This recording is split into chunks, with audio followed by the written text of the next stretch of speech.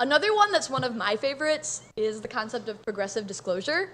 And that's basically where you show only the content that you absolutely need at first, and then show more to the user as needed.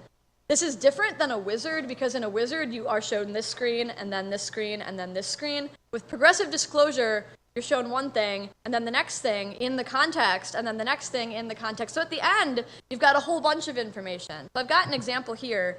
So here is like a recurring events interface, right? So recurring events are complicated. There's a lot going on. But the first thing you see is this is a recurring event. What day does it start? What time is it? Once you pick that and you're like, I want to add a rule.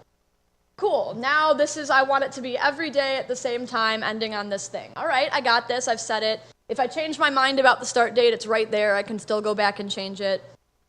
Okay, I want to change this to be a different time. This rule is going to be a different time than that time. So now I see this new stuff. I can change the time. At any given time, I can still go back and change my mind about any of it. I can reset it. It's all there in context. Now I want to add another rule. Also, I want this to be weekly at this time.